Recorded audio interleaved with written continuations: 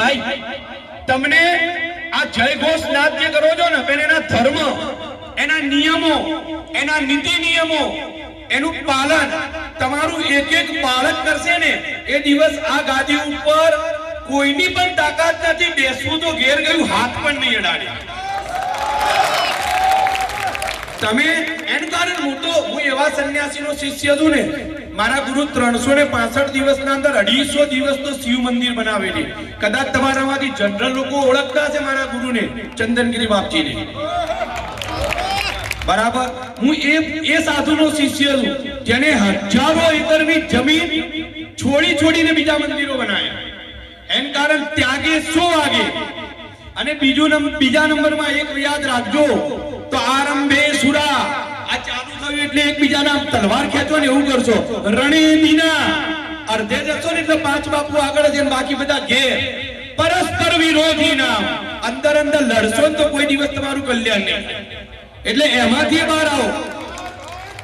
માથું એક હોય, હાથ બે હોય, પગ બે હોય, આંખ બે હોય, અને બધું એક સાથે કામ ના લગાવાય. આ શરીરનું સંચાલન તો એકલું મગજ જ કરતું હોય.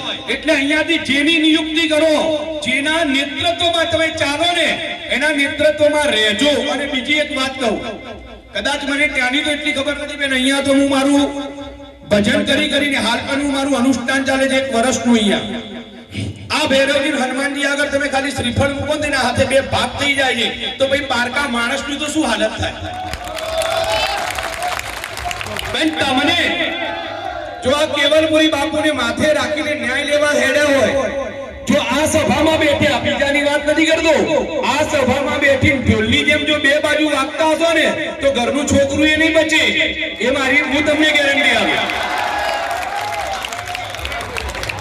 2 બાજુ તમે કરો તો 1 બાજુ કરો, ચાહે આ પાર ક્યાં તો ચાહે પેલી પાર, ક્યાં તો રામ જોડે ઉભા રહો તો રાવણ જોડે ઉભા રહો, ચહેરો ક્લીન બતાવી દો તો ખબર પડે.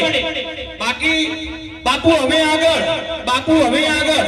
એન કારણ ભલે હું ક્યાંય નથી આવ્યો, તમારા વિડીયો, તમારા ફોટો આ બધું બહાર ફરે છે.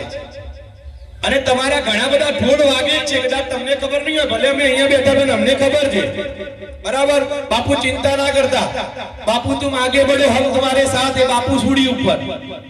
એટલે એવું કોઈ કામ ના કરતા. એનું કારણ જો તમે ઘોષણા કરી હોય, તમારા હૃદયથી ઘોષણા કરી હોય, બરાબર, તો અમારા મંત બાપુ બનશે. અને જો તમે એમ ના બનાવી શકો ને તો કોઈ દાડો જાહેરમાં લોકોને કહેતા નહીં હું 10 નામ ગોસ્વામી છું. એનું કારણ તમે કહેવા જશો ને તો કે તમારા જેવો જ પકડશે. પેલા જ ને બાપુને ચિલક કરીને પછી ઘેર જતા રહ્યા હતા. અને બીજી ફેર કોઈ ગાદી ઉપર કોઈ બાપુ બેસવા તૈયાર થશે નહીં. એટલે આ જે યુદ્ધ તમારું છે ને, ધર્મ યુદ્ધ છે, ગમે તેના જોડે લડવું પડે લડી લેજો, સુડીએ ચડી જજો, એકવાર આ બાર તો પેલી બાર થઈ જજો. જો ખરેખર ધર્મનું યુદ્ધ હશે ને તો આ ધજાવાળો તમારા જોડે ઉભો હશે તો તમારો વાળ વાંકો નહીં થાય. બોલો શ્રી કેવલપુરી બાપુ કી જય.